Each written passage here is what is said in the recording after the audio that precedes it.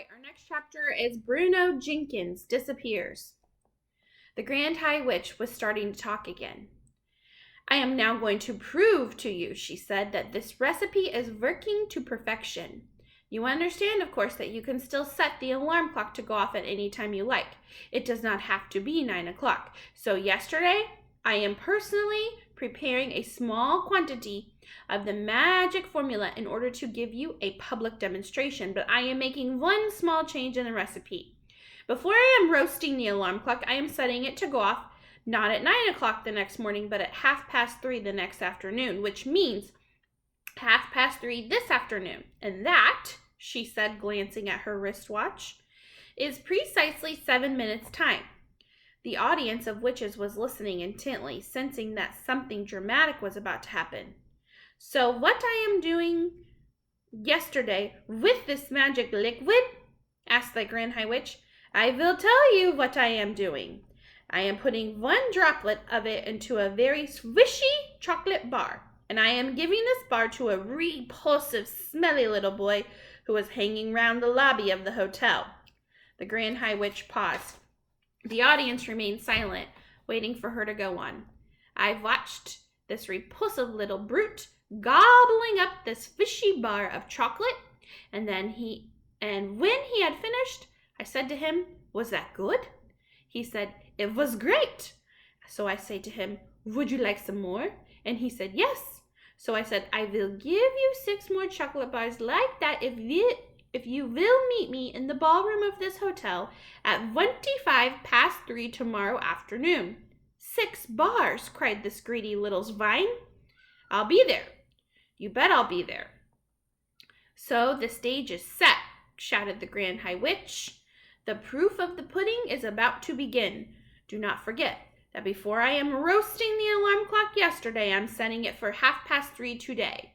It is now, she glanced again at her watch, it is now exactly 25 minutes past 3, and the nasty little stinker who will be turning into a mouse in 5 minutes' time should, at this very moment, be standing outside the doors.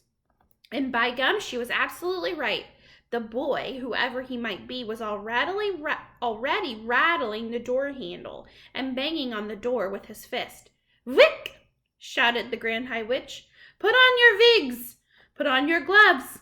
Put on your shoes!" There was a great rustle and bustle of putting on wigs and gloves and shoes, and I saw the Grand High Witch herself reach for her face mask and put it on over that revolting face of hers. It was astonishing how the mask transformed her.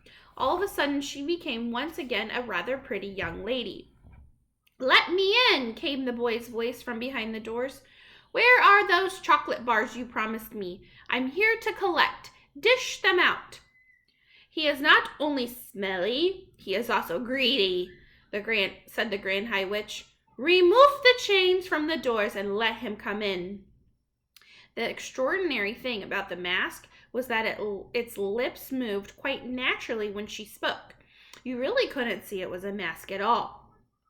One of the witches leaped to her feet and unfastened the chains. She opened the 2 huge doors. Then I heard her saying, "Well, hello, little man. How lovely to see you. You have come for your chocolate bars, have you not? They are all ready for you. Do come in." A small boy wearing a white t-shirt and gray shorts and gym shoes entered the room. I recognized him at once. He was called Bruno Jenkins, and he was staying in the hotel with his parents. I didn't care for him. He was one of those boys who was always eating something whenever you met him. Meet him in the hotel lobby, and he was stuffing sponge cake into his mouth. Pass him in the corridor, and he was fishing potato crisps out of a bag by the fistful. Catch sight of him in the hotel garden, and he is wolfing a dairy milk bar down and has 2 more sticking out of his trouser pocket. What's more, Bruno never stopped boasting about how his father made more money than my father and that they own 3 cars. But worse than that, yesterday morning I had found him kneeling on the flagstone of the hotel terrace with a magnifying glass in his hand. There was a column of ants marching across one of the flagstones, and Bruno Jenkins was focusing the sun through his magnifying glass and roasting the ants one by one. I like watching them burn, he said. That's horrible, I cried. Stop doing it. Let's see you stop me, he said. And at that point, I had pushed him with all my might, and he had crashed sideways onto the flagstone.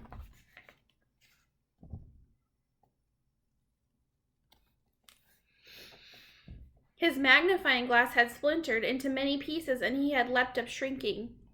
My father is going to get you for this. Then he had run off, presumably to find his wealthy dad. That was the last time I had seen Bruno Jenkins until now. I doubted very much that he was about to be turned into a mouse, although I must confess that I was secretly hoping it might happen. Either way, I didn't envy him being up there in front of all those witches.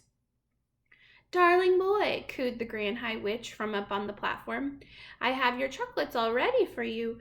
Do come up here first and say hello to all these lovely ladies. Her voice was quite different now. It was soft and gentle, and absolutely dripping with syrup. Bruno was looking a bit bewildered, but he allowed himself to be led up onto the platform where he stood beside the Grand High Witch and said, Okay, where are my 6 bars of chocolate? I saw the witch who had let him in quietly putting the chain back on the door handles. Bruno didn't notice this. He was too busy asking for his chocolate. The time is now 1 minute before 3:30, announced the Grand High Witch. What the heck's going on? Bruno asked. He wasn't frightened, but he wasn't looking exactly comfortable either. What is this? He said. Give me my chocolate. 30 seconds to go, cried the Grand High Witch, gripping Bruno by the arm. Bruno shook himself clear and stared at her. She stared back at him, smiling with the lips of her mask. Every witch in the audience was staring at Bruno. 25 seconds, cried the Grand High Witch.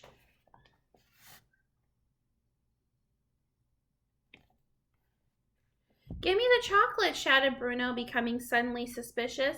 Give me the chocolate and let me out of here. 15 seconds, cried the Grand High Witch. Will one of you crazy punks kindly tell me what all this is about? Shouted Bruno. 10 seconds, cried the Grand High Witch.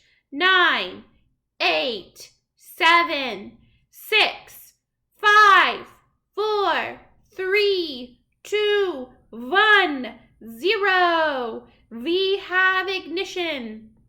I could have sworn I heard an alarm clock ringing. I saw Bruno jump. He jumped as though someone had stuck a hat pin deep into his bottom, and he yelled, Ow! He jumped so high that he landed on a small table up there on the stage, and he started hopping about on the top of this table, waving his arms and yelling his head off. Then suddenly he became silent. His whole body stiffened. The alarm has gone off, shrieked the Grand High Witch. The mouse maker is beginning to work.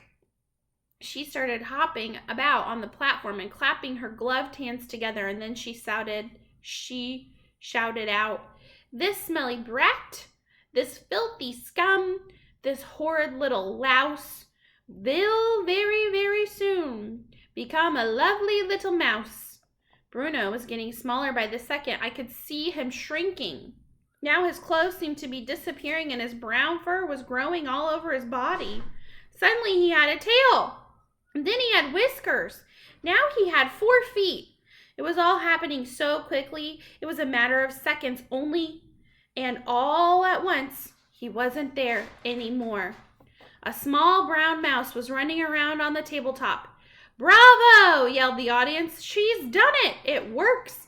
It's fantastic. It's colossal. It's the greatest yet. You are a miracle, oh brainy one. They were all standing up and clapping and cheering, and the Grand High Witch produced a mouse trap from the folds of her dress and started to set it. Oh no, I thought.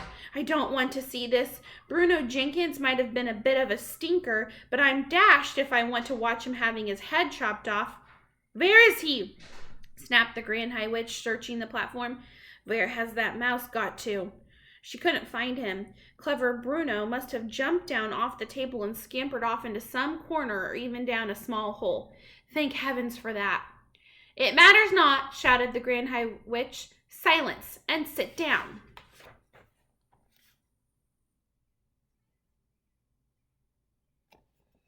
All right, that's the end of our chapter. See you later.